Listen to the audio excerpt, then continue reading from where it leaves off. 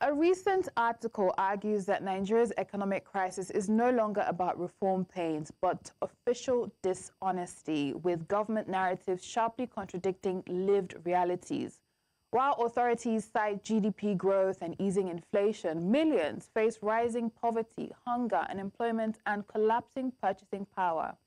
The writer condemns reforms such as fuel subsidy removal, currency float, and new taxes, saying that they were implemented without safety nets, worsening hardship. He describes taxing an impoverished population as moral failures and warns against framing suffering as inevitable. The piece concludes that denial and indifference are eroding trust, warning that an economy that works only in speeches risks social and political instability. We have the author now joining us, Akinwumi Akinfewa, public affairs analyst. Thank you for joining us this morning. Yeah, good afternoon, viewers. Yeah, good morning here in Nigeria. But let us into some of the observations. Good morning. Yes. Let us into some of the things you've noticed or your observations that triggered you to write and publish this article. What have you seen? What have you experienced? Thank you very much. You see, the truth of the matter is that there's so much mystery, there's so much suffering in the length and breadth of this country. People are... hopefully we're able to get more of his thoughts on this conversation. There are those who would balance it and say perhaps there's a need to keep the good PR of our country going to attract investors, but then the realities that Nigerians have to live through is something that we cannot ignore. Hopefully we're able to get the author himself, Chief Akinwumi Akinfewa, back for a stable and smooth conversation. Give us a break.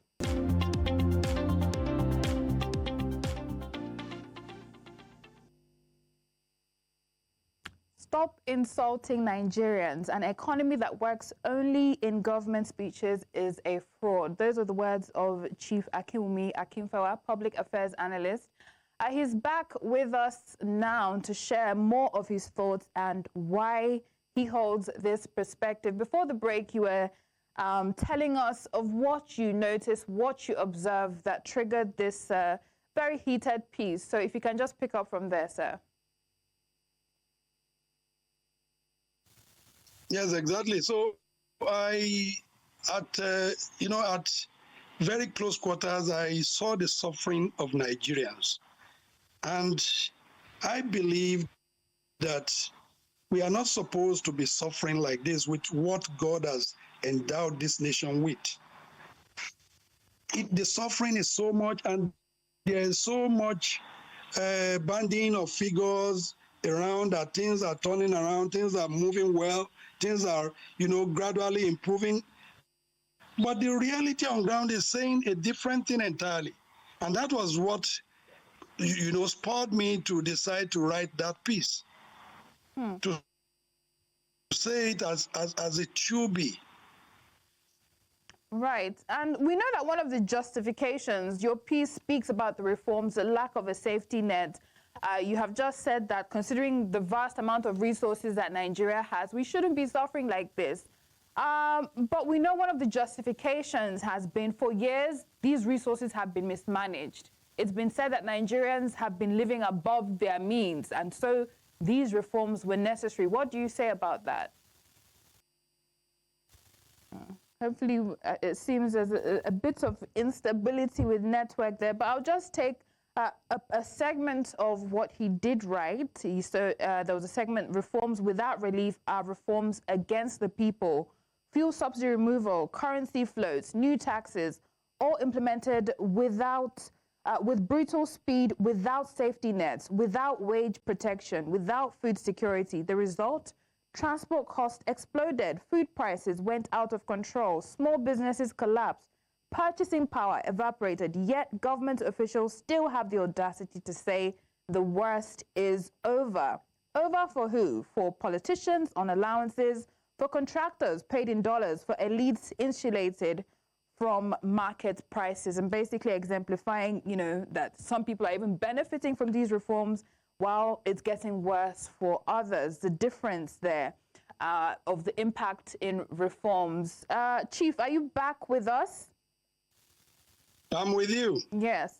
So before the glitch, we were talking about the justification for the reforms, right? You have said that, yes, Nigeria has abundant resources, and we shouldn't be suffering considering all the resources we have. But there are some who will justify the reforms and say that, these resources were grossly mismanaged, and so we needed to tighten our belts.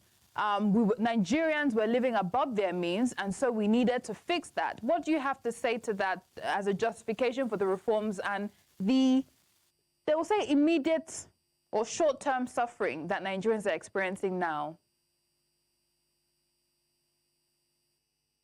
All right. So, while we do try to pick up the conversation with Chief, I think it's very important we run through some of the key highlights of the article he did write on which this conversation is founded.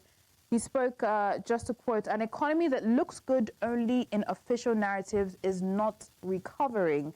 A government that argues with poverty data instead of fighting poverty has lost moral authority. A leadership that demands sacrifice without protection is unfit for trust. Nigerians are not asking for miracles, they are asking for honesty, empathy, and relief. Until then, every talk of turnaround is an insult, and Nigerians are no longer in the mood to be insulted." Of course, representing the sentiments of some Nigerians who, may be running out of patience. Obviously, sometimes when we do hear the speeches, it's short term. In the long term, it will benefit you. But it's been 2 years of reforms.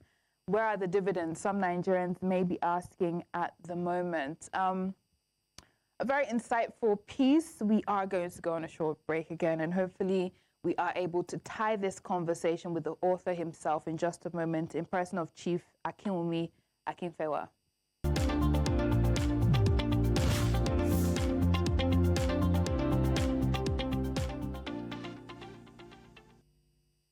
Reforms without relief are reforms against the people. Hopefully we are able to get Chief Akinwumi Akinfewa with us to break this down. And I think we're just going to try to tie the conversation together. Are you there, Chief?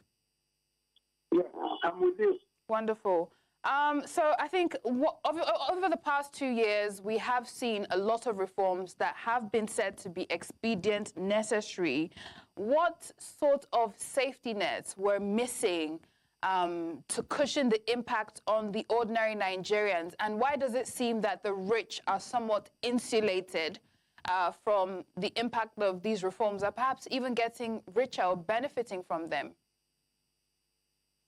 You see, the truth of the matter is that when you want to embark on such a reform, especially based on that fuel subsidy stuff, you need to make sure that there are some things in place before you do that, because that is the heart of everything, every activity within the Nigerian economy. So if you are going to tamper with it, you have to be very sure that you, one, put some things in place that will make the masses not to suffer too much while the pain is on through the reforms. Like getting buses ready to take care of transportation, transiting from one end to the other, making sure that food is readily available and can be moved from one point to the other, pushing food out from the silos where they are kept, if we have any reserve at all. Those are some of the things that they needed to do before coming out and just boldly saying no more subsidy from day one, without even, checking the books, studying what has transpired. Because the number of people that are even responsible for this mess up that we have found ourselves in, the scam within the oil industry, they are not even up to 1 million persons. And this decision we want to take is going to affect over 220 million people. So what effort have they made before just saying subsidy is gone? That's not the right way for a good administrator, a good manager to go about removing or bringing about some reforms. In Senate crimes, they have to make sure they prepare well for that, plan well for that. So that, because a lot of agony, a lot of pain that people will go through when that reform is on. But they were just oblivious of that, and they just decided to go ahead with it, irrespective of what happens to the people. If you are calling yourself a government for the people, then you should think about that. You should be concerned about that. That is my grounds with them. I'm not saying, or I'm not against reform, but reform with a human face. Right, reform with a human face, very critical. The policies that benefit the general public than just a select few. Now, you have talked about how the optics, the numbers, and the announcement and the speeches paint a completely different picture from the reality that Nigerians are experiencing. There are those who will justify that there is need to save face, there is need to control the narrative, there's need to, keep the PR machine going so that we can attract investment, and those investments will eventually benefit the people. What do you have to say to such justifications for making sure the numbers look good and the speeches tell a better story than the reality on ground?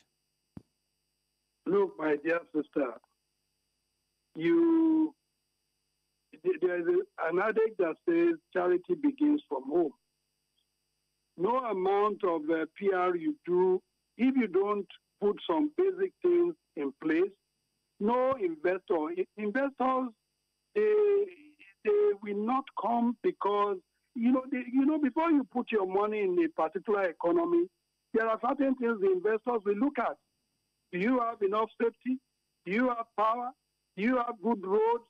And can they even repatriate their money with ease?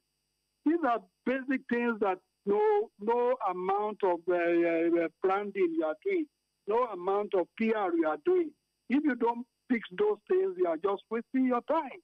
And those are the things that the government needs to look inward and look at ways and manners by which we are going to fix those basic things. If we fix all those things, the investors will be the ones that will be rushing to come to Nigeria.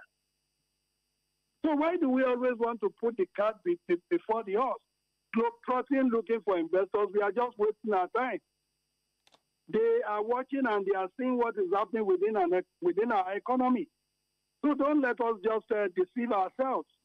Let's look inward, let's come together and fix those problems we have. And then investors will be falling over themselves to come to Nigeria to invest in our economy.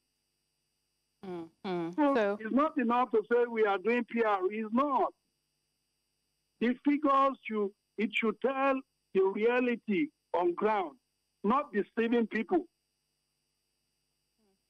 All right, so fix the economy from the inside out and not the outside in. Thank you so much for your perspective, and a very insightful article there, Chief Akinwumi Akinfa, Public Affairs Analyst.